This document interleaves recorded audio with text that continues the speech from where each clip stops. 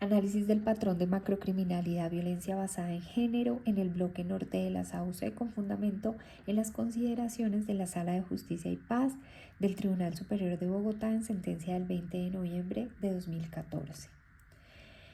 El bloque norte tiene su origen en las autodefensas campesinas de Córdoba y Urabá, dirigidas por Carlos Castaño y Salvatore Mancuso, las cuales incursionan en la costa atlántica para combatir los frentes del ELN y células de las FARC en la serranía del Perijá y municipios aledaños.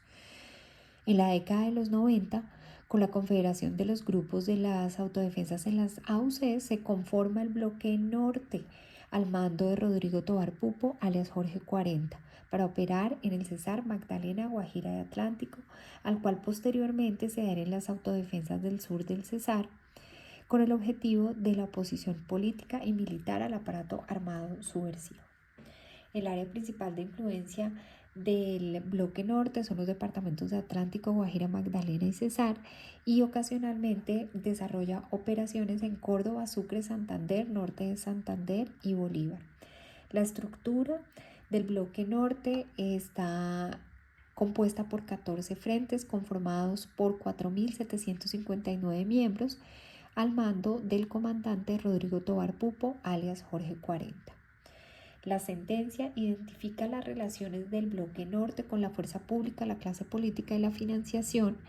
para señalar que el bloque norte consolidó su poder mediante la infiltración de instituciones estatales y organismos de seguridad como el DAS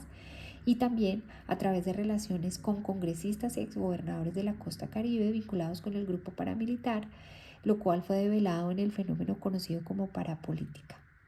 En cuanto a la financiación, los recursos obtenidos mediante contribuciones obligatorias impuestas a comerciantes, ganaderos y contratistas y la infiltración de entidades estatales y el sector salud a través de porcentajes de contratos y control sobre hospitales, alcaldías e instituciones prestadoras de salud. El narcotráfico fue una fuente fundamental de financiación a través del cobro del impuesto de gramaje sobre las drogas que transitaban por la zona,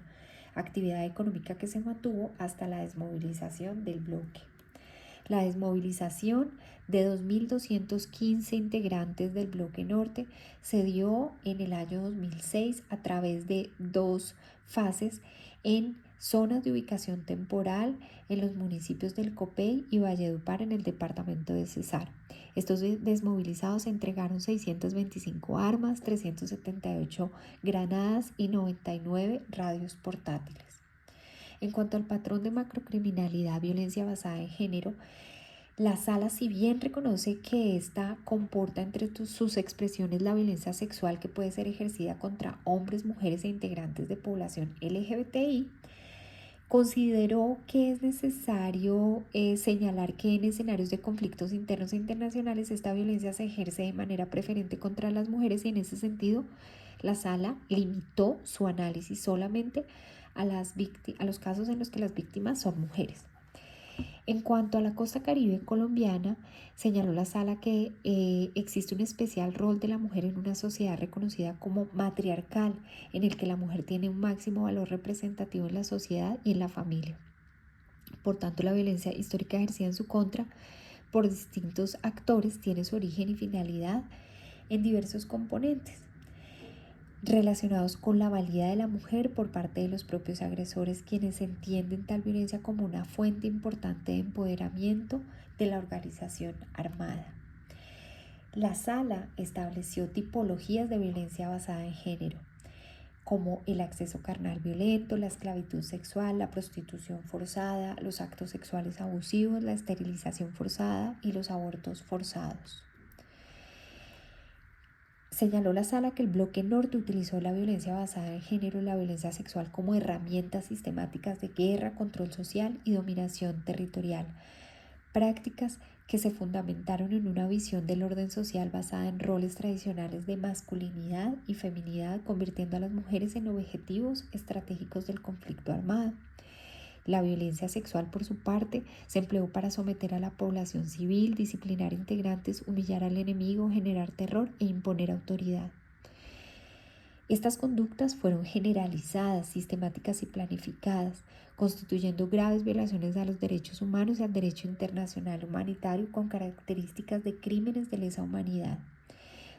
Con fundamento en lo anterior, la Sala consideró que la violencia basada en género debe analizarse como un patrón macrocriminal, parte de una estrategia deliberada para obtener ventajas militares, políticas y sociales. Con fundamento en las cifras documentadas por la Fiscalía, la Sala concluyó que existían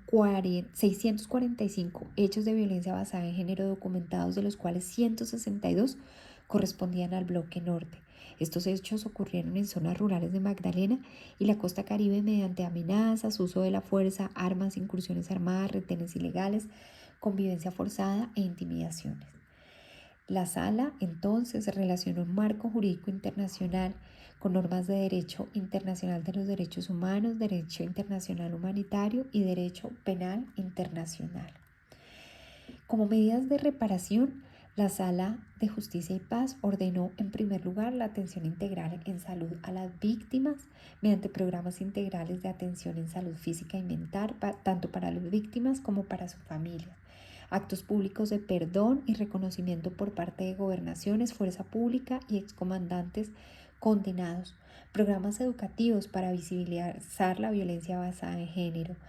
Fortalecimiento de programas de protección y garantías de no repetición y programas de restitución de tierra con enfoque de género. En cuanto al aporte a la verdad, la sentencia demuestra que la violencia basada en género ejercida por las estructuras paramilitares no fue el resultado de hechos aislados, sino parte de una práctica sistemática y generalizada vinculada a su estrategia de control social. Es importante señalar que la metodología del análisis, si bien en un principio se basó en las cifras suministradas por la Fiscalía y se hizo entonces un análisis cuantitativo, realmente el objetivo de la Sala fue realizar una metodología cualitativa a través del análisis de versiones libres, testimonios de víctimas, informes de la Fiscalía, documentos de organizaciones de derechos humanos y estudio de contextos sociales y territoriales que permitieron reconstruir la verdad y en ese sentido aportar a la verdad de los casos. Estos elementos comunes fueron identificados y permitieron reconstruir el contexto y las finalidades de las agresiones, evidenciando que se respondía a un plan deliberado. Entonces, la sentencia contribuye al derecho a la verdad al reconocer la existencia de un patrón de macrocriminalidad basado en género, visibilizar prácticas históricamente ocultas y demostrar que estas conductas hicieron parte de una política organizada de violencia y dominación. El derecho a la verdad, entonces, se concreta en la superación de una verdad que era fragmentada y se demuestra que no son hechos aislados, sino una estrategia criminal organizada. Se muestra una violencia históricamente silenciada, se analizan las causas y finalidades de este tipo de violencia, se construye una experiencia colectiva a través de los relatos de muchas víctimas que comparten experiencias similares dentro de una misma política criminal. Sin embargo, en cuanto al derecho a la verdad, hay que decir que existen algunas limitaciones. Primero, pues por el subregistro que existe normalmente en casos de violencia basada en género y además, como se ha dicho, en la limitación de las afectaciones sufridas por mujeres, dejando de lado el análisis sobre víctimas con orientaciones sexuales e identidades de género diversas. En cuanto al aporte de la justicia, la sentencia condena a 9 vinculados al proceso, hace una relación de la dosificación punitiva, señalando cuáles son las sanciones que las normas ordinarias darían pie a este tipo de violencias, pero finalmente, pues como en cumplimiento de la ley 975 señala la pena alternativa de 5 a 8 años, rebaja punitiva que busca equilibrar la tensión entre los valores de justicia y la paz y las condiciones para la dejación de armas por parte de los grupos de autodefensas. En cuanto al aporte a la justicia, hay un reconocimiento jurídico de la gravedad y sistematicidad de este tipo de violencia, la responsabilidad más allá del autor material, el reconocimiento judicial de las víctimas, el fortalecimiento a la reparación y estándares para futuros procesos. Sin embargo, hay limitaciones en cuanto al aporte de la justicia. El primero relacionado pues con las dinámicas propias de justicia y paz, frente al cual algunas víctimas podrían considerar que las penas impuestas resultan insuficientes frente a la magnitud de los daños. Las dificultades probatorias también son una limitación, el subregistro y la dificultad de individualización de los responsables para cada uno de los hechos analizados. Los derechos de las víctimas. Puede haber crítica en cuanto a que la metodología de macrocriminalidad puede generar que las experiencias individuales queden subsumidas dentro de categorías generales. Puede haber un subregistro. Si bien la sentencia identifica relaciones de discriminación, existe una capacidad limitada para transformar las condiciones sociales, culturales e institucionales que permiten este tipo de violencia. Se insiste en la necesidad de realizar una comprensión amplia del género que sea más allá de las mujeres. Y finalmente, aunque la sentencia representa un gran avance en la garantía de los derechos de la verdad y reconocimiento de las víctimas, su contribución a la justicia de la paz presenta limitaciones, como ya lo señalamos anteriormente.